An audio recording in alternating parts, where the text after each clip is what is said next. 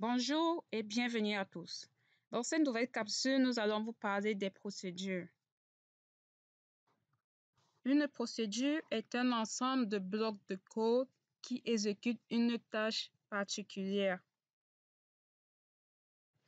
Tout comme une fonction, une procédure est considérée comme étant un sous-algorithme, car faisant partie d'un algorithme principal. Elle modifie le plus souvent le comportement de l'algorithme principal en modifiant les valeurs des variables définies dans l'algorithme principal. Contrairement aux fonctions, les procédures ne retournent aucune valeur. Par contre, elles ont la possibilité de modifier une variable contenue dans l'algorithme principal en passant ces paramètres, ces variables-là, par adresse. La syntaxe de déclaration d'une procédure est la suivante. Premièrement, nous avons le mot-clé procédure, suivi ensuite par le nom que nous allons donner à notre procédure. Nous pouvons donner n'importe quel nom. Ensuite, nous avons la liste des paramètres. Alors, dans les paramètres d'une procédure, nous avons deux catégories de paramètres. Il y a des paramètres qui sont passés par valeur et il y a des paramètres qui sont passés par adresse. Les paramètres passés par valeur sont des paramètres qui reçoivent uniquement la valeur, qui reçoivent uniquement une valeur.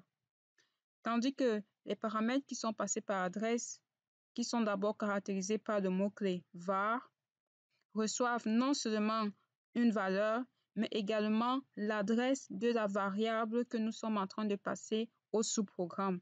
C'est la même adresse, l'adresse qu'il y a dans le sous-programme est la même adresse qu'il y a dans le programme appelant. Ensuite, nous avons le mot-clé déclaration, suivi par le mot-clé début, ensuite notre bloc d'instruction et enfin le mot-clé fin pour marquer la fin de l'algorithme. Avant d'aller plus loin, nous allons expliquer un concept. Qu'est-ce qui se passe lorsque nous déclarons une variable? Lorsque nous déclarons une variable, par exemple A de type entière, un espace mémoire est créé dans la mémoire de l'ordinateur et alloué à cette variable-là.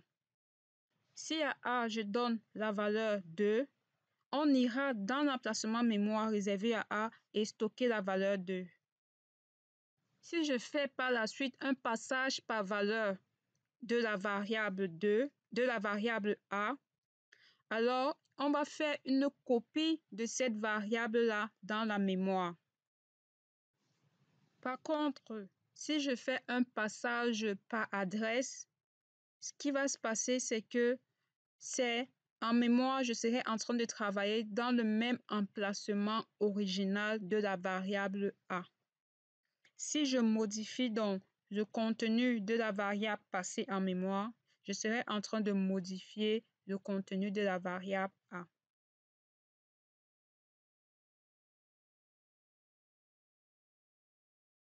La syntaxe d'appel d'une procédure est la suivante.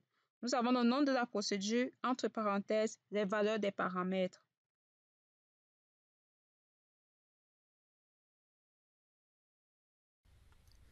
Considérons le programme suivant où on nous demande d'écrire une procédure qui retourne le minimum de deux nombres. Premièrement, je vais utiliser le mot-clé procédure. Ensuite, il me faut inscrire le nom de ma procédure. Ici, je vais choisir minimum comme le nom de ma procédure parce qu'elle est plus parlante, étant donné que la procédure va retourner le minimum d'un nombre. Donc, en utilisant le nom minimum, c'est plus parlant, c'est significatif. Là, on sait directement que cette procédure est en train de faire un calcul de minimum.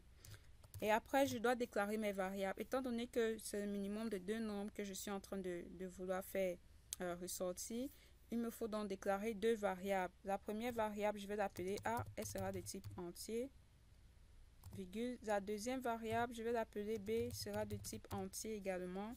Et après maintenant, étant donné que notre procédure ne retourne pas un résultat comme une fonction, le seul moyen qu'une procédure a pour retourner un résultat au programme, à l'algorithme appelant, il faudrait faire une déclaration de paramètres qui sera passé par variable. Et pour cela, j'utilise le mot-clé var pour signifier que cette variable, ce paramètre-là est passé par variable. Donc, var minimum. Pourquoi minimum? Parce que cette variable-là, justement, aura le résultat de la comparaison des deux entiers A et B et va contenir le minimum de ces deux entiers-là. Son type sera entier. Ensuite, je ferme ça. Je fais ma section déclaration. Je n'ai aucune variable à déclarer, donc cette section sera vide. Le début donc de mon programme. Si A est supérieur ou égal à B, alors, pardon, autant pour moi, ici c'est si est supérieur ou égal à B, alors minimum va contenir le minimum. Qui est le minimum? C'est B, puisque A est supérieur. Puisque A est supérieur à B, donc forcément B c'est le minimum. Sinon, dans le cas contraire, le minimum sera A. Tant pour moi, ici c'est sinon. Et là, fin si. Là, je viens donc, fin de mon algorithme. Là, je viens donc d'écrire une fonction qui prend en paramètre deux entiers et un autre paramètre qui va faire un retour par adresse du résultat de la comparaison. J'espère que vous avez compris pourquoi est-ce qu'on a fait ceci de cette manière. Étant donné que si A est supérieur ou égal à B, le minimum forcément c'est B. Dans le cas contraire, si je viens dans le sinon ici, ça veut dire que cette condition n'a pas été respectée. Et la seule raison pour laquelle cette condition n'est pas respectée, c'est parce que forcément A est plus petit que B. C'est la raison pour laquelle le minimum sera A ici. Alors, pour clairement illustrer comment fonctionne le passage des paramètres par valeur et par adresse, nous allons essayer d'écrire une procédure qui fait un calcul bidon. Alors, premièrement, je vais commencer par écrire mon algorithme principal. Je commence par le mot-clé déclaration. Là, je vais déclarer deux variables entières. Une autre variable y qui est un entier également. Et une autre variable, disons que je vais appeler somme, qui est aussi une variable entière. Après la déclaration, je vais déclarer ma procédure. Le nom de ma procédure calcul, étant donné que ma procédure elle fait un calcul. Ensuite, je vais y avoir deux paramètres. Un paramètre que je vais nommer A, qui est un entier. Un autre paramètre B, qui est un entier. Ces deux paramètres A et B seront passés par valeur. Et ensuite, je vais faire un troisième paramètre qui sera passé par adresse. Donc, je dois préciser le mot-clé var S de type entier également. Déclaration, je n'ai rien à déclarer. Je vais déclarer à l'intérieur une variable x entière. Alors, nous allons voir ça dans un autre chapitre. La variable x que je déclare ici à l'intérieur de cette procédure est différente de la variable x que j'ai déclarée dans mon algorithme principal. Donc, c'est pas le même x. Ça représente une adresse mémoire. Ça représente une autre adresse en mémoire différente de celle-ci. Donc, mon x. Ensuite, je vais faire début. À la variable x, je vais associer a plus 1, point virgule.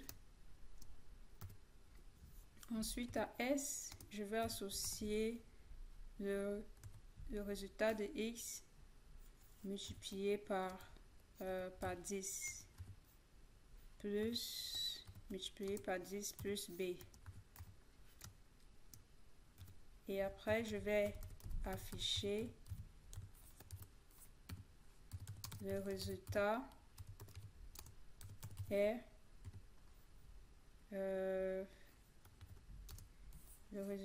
S. Ensuite, je vais fermer. Et là, je vais faire fermer ma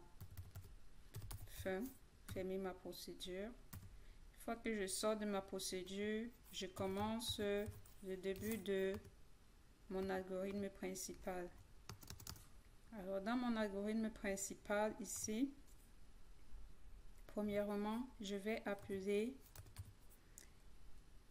j'ai fait des déclarations de x, y et somme ici. Donc, à x, je vais associer la valeur 2, à y, je vais associer la valeur 10. Et ensuite, je vais faire un appel à la procédure calcul pour qu'elle me fasse le calcul. Donc, j'appelle calcul en lui passant les... Autant pour moi ici, d'abord, somme va recevoir x plus y, point virgule. Là, je passe ces trois paramètres dans ma procédure. Et ensuite, je vais afficher somme. Et je ferme mon algorithme principal. Alors, d'après vous, à ce niveau, quelle sera la valeur de somme? Quelle sera la valeur de somme?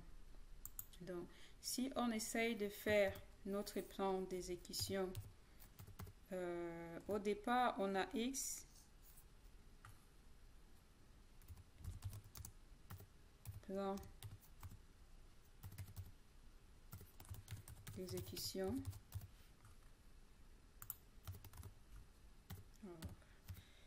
Mon clavier a un problème. Alors, le plan d'exécution va nous donner quoi? Au départ, on a x qui est égal à 10, y qui est égal x dans le programme, dans l'algorithme,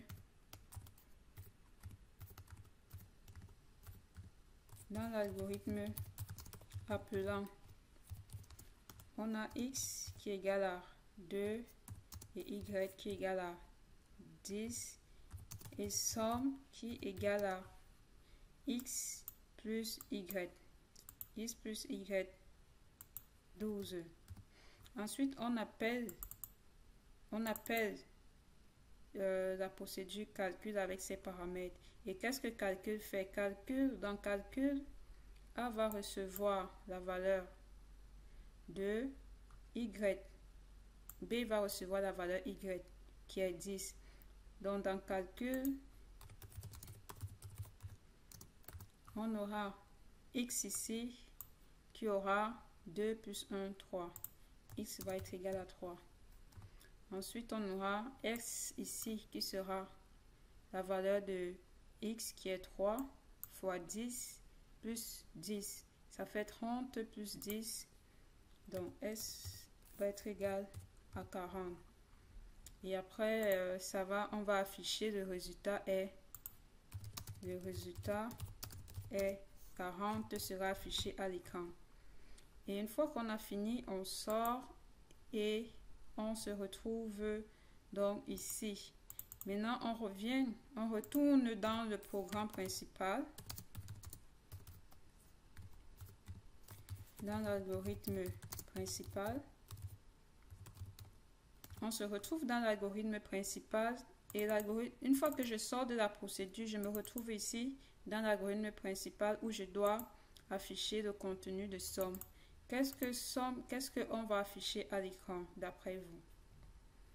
Alors, si on regarde bien, somme ici dans l'algorithme principal avec pour valeur 12. Pensez-vous qu'on va afficher 12? Non, je ne le pense pas parce que la variable somme représente dans l'appel de calcul représente S. Donc, à S, on a transféré l'adresse. C'est la même adresse. C'est comme une maison. Donc, elle partage la même adresse dans la mémoire.